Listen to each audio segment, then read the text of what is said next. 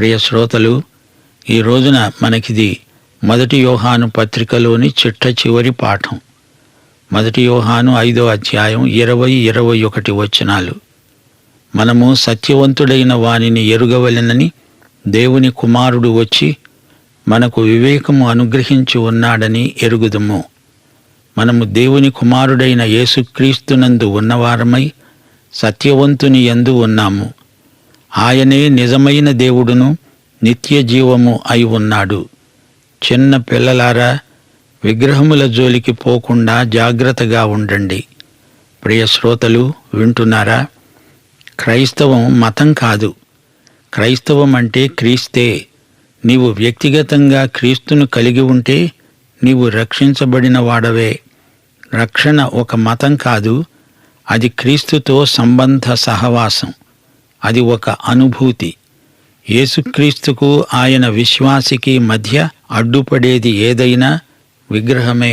ఈ లోకంతో, లోక సంబంధమైన విషయాలతో నీ మనస్సును నింపుకోవద్దు. వాటినే మనస్కరించవద్దు. ధనాపేక్ష విగ్రహారాధనతో సమానం. వస్తువేదైనా నీకు దేవునికి అడ్డమొస్తే అదే విగ్రహారాధన. దేవుని కంటే ఎక్కువగా నీవు దేనిని ప్రేమించినా, ఎవరిని ప్రేమించినా అది విగ్రహారాధనే. దేవుని వాక్యం ఆరంభవచనం, ఆదియందు దేవుడు సృజించాడు. దేవుని తుది పలుకు, చిన్నపిల్లలారా, విగ్రహాలకు దూరంగా ఉండండి. వాటి జోలికి పోవద్దు, జాగ్రత్త. విగ్రహము అనే మాటకు అర్థం అబద్ధమైనది. ఈ లోకపు ఆకర్షణ విగ్రహం. అనిత్యమైనది, దృశ్యమైనది, తాత్కాలికమైనది, గతించిపోయేది విగ్రహం.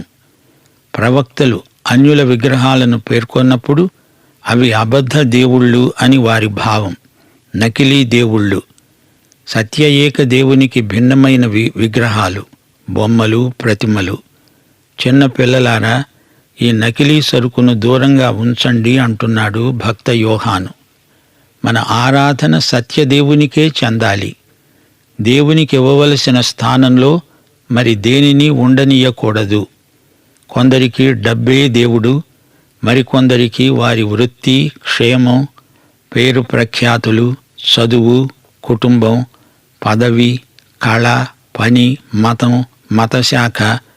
వీటిలో ఏదైనా దేవుని స్థానాన్ని ఆక్రమించి ఒక విగ్రహమై నిన్ను దేవునికి దూరం చేయవచ్చు. శ్రోతలు, గమనించండి.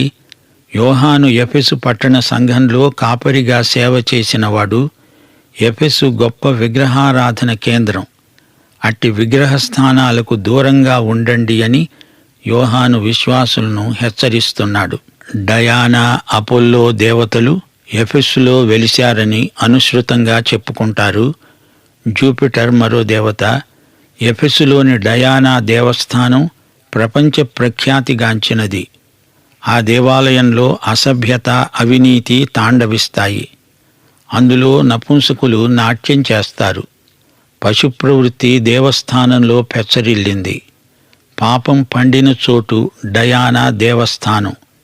అలాంటి వ్యాసంగాలతో సంబంధం పెట్టుకొని మాలిన్యాన్ని అంటించుకోవద్దు అని యోహాను హెచ్చరిస్తున్నాడు. ఆ దేవస్థాన ప్రాంగణంలో ఏ నేరం జరిగినా ఎవరూ పట్టించుకోరు. అది డయానా దేవస్థానం. డయానా దేవత గుడిలో పాపం కాదు. డయానా దేవస్థానంలో తాయెత్తులు, రక్షరేకులు అమ్ముతారు. డయానా తాయెత్తులకు అతీత శక్తులుంటాయనే మూఢనమ్మకం ప్రజలకున్నది. జోస్యం చెబుతారు, సోదె చెప్పేవాళ్లుంటారు, మంత్రోచ్చాటనలు చేస్తారు, భూతప్రేత పిశాచాలను వెళ్ళగొడతామంటారు. మూఢనమ్మకాలను సొమ్ము చేసుకుని అధిక లాభాలు సంపాదించే మతనాయకులకు డయానా దేవస్థానం కూడలి. డయానా ఆలయం ఎఫెసు నగరానికి కేంద్రం. అది యాత్రాస్థలం. అలాంటి దుష్ప్రభావాలకు దూరంగా ఉండడం దేవుని బిడ్డలకు అంత సులభమేమీ కాదు. అయితే యోహాను గట్టిగా శాసించాడు. చిన్న పిల్లలారా, విగ్రహముల జోలికి పోకుండా జాగ్రత్తగా ఉండండి. విగ్రహారాధన ఏ రూపంలోనూ క్రైస్తవుల ఇండ్లలోనికి, వారి తలంపులలోనికి రాకూడదు. దానిని రానివ్వకూడదు అని భక్త యోహాను ఖండితంగా చెప్తున్నాడు. హృదయాలలోకి విగ్రహాలు రాకుండా జాగ్రత్త పడండి. ఆధ్యాత్మిక కాలుష్యాన్ని అరికట్టండి. వాటి జోలికి పోకండి. క్రీస్తునందే నిలకడగా ఉండండి. ప్రియ శ్రోతలు, వెలుగు చీకటి, దేవుని బిడ్డలు సైతాను బిడ్డలు అంటూ పరస్పర వ్యతిరేక వాస్తవాలను తెచ్చి వాటి వ్యత్యాసాన్ని మనతో చర్చిస్తాడు యోహాను. ఇది ఆయన బోధనా విధానం. ఈ సంగతులు మీరు ఎరుగుదురు అంటూ ఎరుగుట అనే మాటను ఈ రచయిత పలుసార్లు ప్రయోగించాడు. విశ్వాసుల ప్రవర్తన, విశ్వాసుల నమ్మకము, నిరీక్షణ ముఖ్యాంశాలుగా ఈ మొదటి పత్రికను యోహాను రచించాడు. దేవుడు, యేసుక్రీస్తు, పరిశుద్ధాత్మ ఈ పత్రికలో ముగ్గురు పేర్కొనబడడం విశేషం. మనకు నిత్య జీవమున్నది, నిరీక్షణ ఉన్నది, నిశ్చయత ఉన్నది. 1 యోహాను పత్రికలో పాపము అనేది విశ్వాసులకు కూడా ఎలాంటి సమస్యో విశదీకరించబడింది. పాపానికి వ్యతిరేక పదం నీతి. పుణ్యమనే మాట బైబిల్లో ఉండదు. లోకమును, అందలి విషయాలను విశ్వాసి ఆశించకూడదు. జీవపు డంబం ప్రమాదకరం.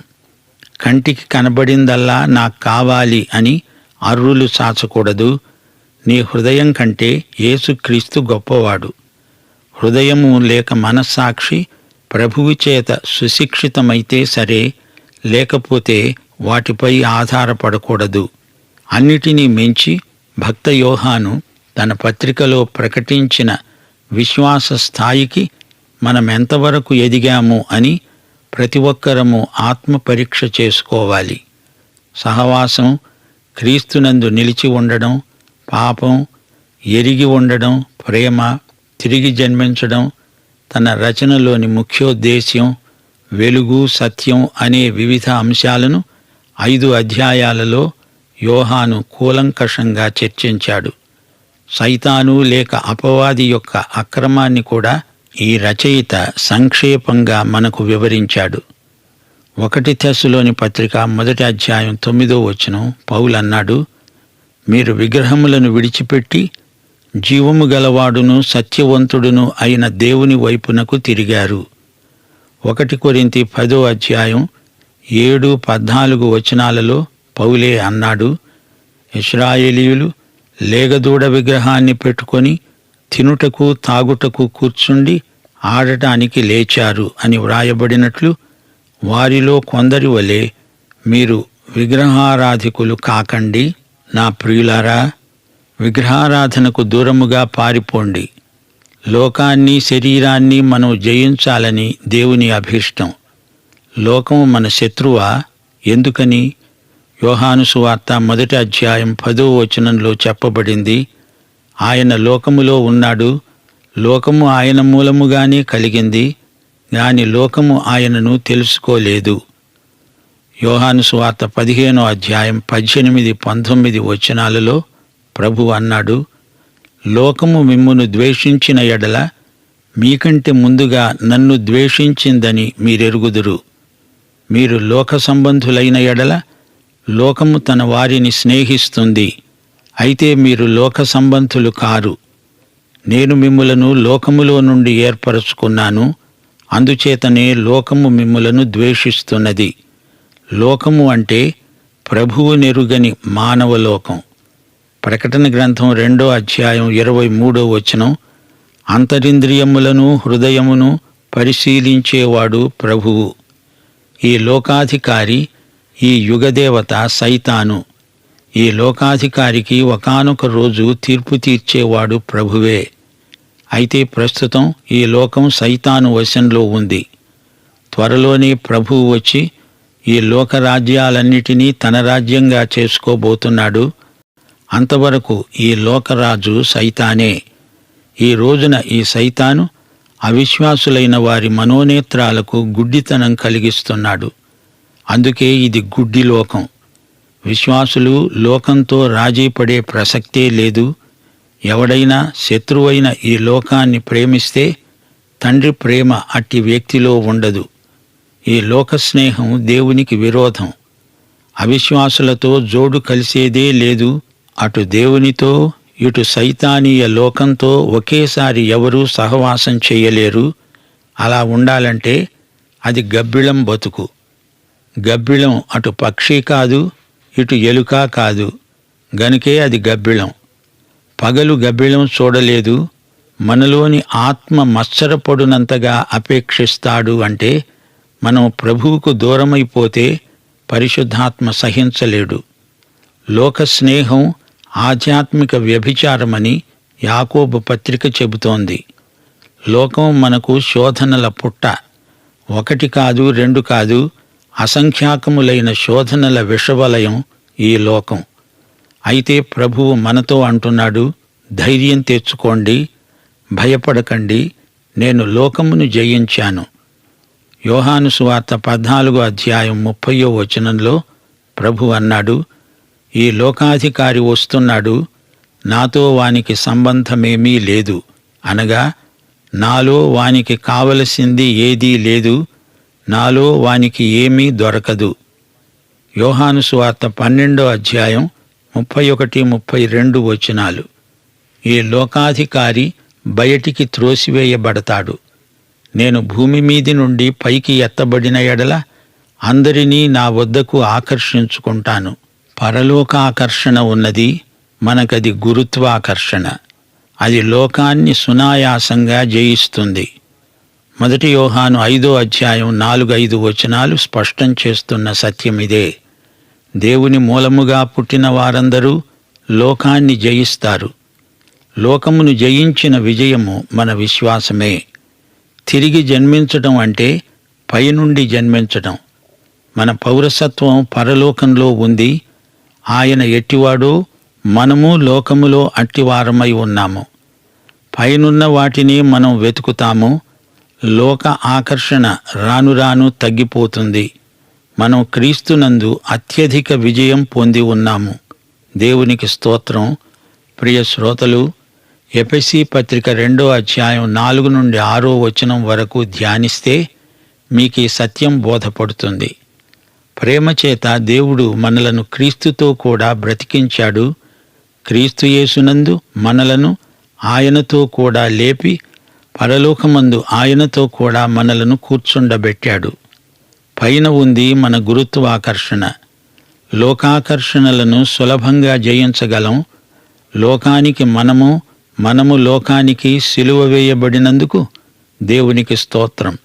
ఇక శరీరం విషయానికి రండి. ఇది మనకు రెండో శత్రువు. శరీర కార్యములు, శరీరానుసారమైన మనస్సు, శరీరంలో అతిశయించడం, కులగర్వం, జాతిగర్వం, దర్పాహంకారాలు, శరీర ప్రవృత్తి. పాత స్వభావమిది. యేసుక్రీస్తును విశ్వసించినప్పుడు మనకు దైవ స్వభావమందు పాలు లభించింది. కొత్త స్వభావం జయించాలి, పాత స్వభావం ఓడిపోవాలి. హెబ్రీ పత్రిక 11:5 విశ్వాసమును బట్టి హనోకు మరణము చూడకుండునట్లు కొనిపోబడ్డాడు. అతడు కొనిపోబడక మునుపు దేవునికి ఇష్టుడని సాక్ష్యం పొందాడు. కాగా దేవుడతన్ని కొనిపోయాడు గనుక అతడు కనబడలేదు. కాని శరీరానుసారులు దేవునికి ఇష్టులు కానేరరు. ఆత్మఫలములు గలవారే దేవునికి ఇష్టులు. మోసపోవద్దు, దేవుడు వెక్కిరించబడడు. ఎవడు ఏది విత్తితే అదే పంట కోస్తాడు. శరీరం, స్వార్థం దేవునికి విరోధం. గలతీ పత్రిక 5:16 ఆత్మానుసారముగా నడుచుకొనండి, అప్పుడు మీరు శరీరేచ్ఛలను నెరవేర్చరు. నడవటమంటే ఒక్కొక్క అడుగు వేస్తూ తిన్నగా ముందుకు వెళ్ళిపోవడం. శరీరాన్ని గెలువనీయకూడదు.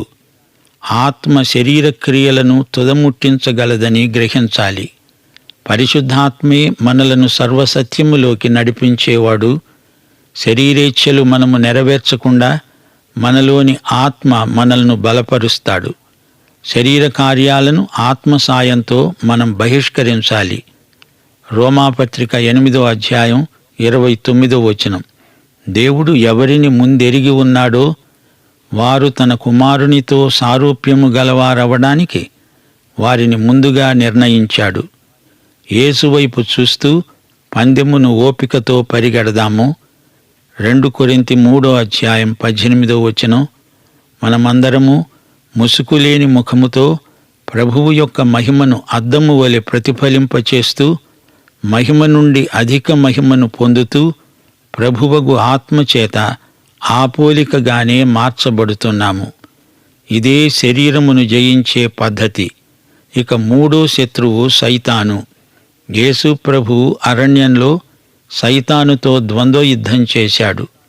సైతాను వేసిన శోధన బాణాలను ప్రభువు ఎదుర్కొన్నాడు. 3 శోధనలు యేసు ప్రభువును శిలువ మార్గం నుండి తప్పించి దగ్గర దోవ తొక్కమని సైతాను చేసిన కుట్రాలోచనలు. దుష్టుని ఆలోచన చొప్పున ప్రభువు నడవలేదు. ఆకలితోనైనా ఉంటాడు కాని తన శక్తిని తండ్రి అనుమతి లేకుండా వాడడు. లోకాధికారి అన్నాడు, నాతో రాజీపడు, ఈ లోకరాజ్యముల ఐశ్వర్యమంతా నీకిస్తాను. శిలువ మీద చనిపోకుండా సైతానుతో రాజీపడి రాజ్యాలను అతని చేతి మీదిగా తీసుకోవడమా? అదెన్నటికీ జరగదు. యేసు సైతానును గద్దించాడు. దేవాలయ శిఖరం మీద నుంచి దూకితే, దూతలు ఆయనను పడకుండా పట్టుకుంటే అనేక మంది ఆయనను ఆరాధిస్తారు. ఇలాంటి చౌకబారు ప్రదర్శనకు ప్రభువు ఒప్పుకోలేదు. ఇలాంటి శోధనలే సైతాను మన మీద కూడా ప్రయోగిస్తున్నాడు. దేవుని సేవకులు పేరు ప్రఖ్యాతుల కోసం సైతాను ఆలోచన ప్రకారం చౌకబారు అద్భుతాలు చేయడం శిలువ మార్గం నుండి తప్పిపోవటమే. తండ్రిని శోధించకూడదు అని ఖండితంగా ప్రభువు చెప్పాడు. యాకోబు పత్రిక 5:11 మనము మరచిపోకూడదు. దేవుడు ఎంతో జాలి కనికరము గలవాడని మీరు తెలుసుకొని ఉన్నారు. అరణ్యయాత్రలో ఇశ్రాయేలీయులు దేవుణ్ణి శోధించారు. 1 కొరింథీ 10:13 సాధారణముగా మనుష్యులకు కలిగే శోధన తప్ప మరి ఏదీ సంభవించలేదు. దేవుడు నమ్మదగినవాడు. మీరు సహింపగలిగినంతకంటే ఎక్కువగా ఆయన మిమ్మును శోధింపబడనీయడు. అంతేకాదు, సహింపగలుగుటకు ఆయన శోధనతో కూడా తప్పించుకునే మార్గమును కలుగచేస్తాడు. తప్పించుకునే మార్గం దేవుడు చూపాలి, సైతాను కాదు. 2 కొరింథీ 11:3 పౌలు సైతానీయ శోధనను గురించి విశ్వాసులను మందలిస్తూ అన్నాడు, సర్పము కుయుక్తి చేత హవ్వను మోసపరచినట్లు మీ మనస్సులు చెరుపబడి క్రీస్తు ఎడలనున్న సరళత నుండి పవిత్రత నుండి ఎట్లయినా తొలగిపోతాయేమో అని భయపడుతున్నాను. దైవ సేవకులలో గర్వం వారి పతనానికి కారణమవుతుంది. గర్వం సైతానీయమైన గుణం. ప్రకటన 12:10 సైతాను వైఖరి స్పష్టం చేయబడింది. రాత్రింబగళ్ళు మన దేవుని ఎదుట మన సహోదరుల మీద నేరము మోపేవాడైన అపవాది. యోబు గ్రంథం బైబిలు గ్రంథాలన్నిటిలోకి బహు ప్రాచీనమైంది. అందులో సైతాను భక్తుని మీద నిందలు మోపడం మొదలైంది. ఆ పని ప్రకటన గ్రంథం వరకు వాడు కొనసాగిస్తూనే ఉన్నాడు. సైతాను వెలుగుదూత వేషంలో వస్తాడు, జాగ్రత్త. పాఠం ఇంతటితో సమాప్తం. మన ప్రభువైన యేసుక్రీస్తు వారి దివ్య కృప, తండ్రి అయిన దేవుని పరమ ప్రేమ, పరిశుద్ధాత్మ యొక్క అన్యోన్య సహవాసము, సమాధానము, సంతోషము మనకందరికీ సదాకాలము నిత్యత్వము పర్యంతము తోడై ఉండునుగాక. ఆమేన్.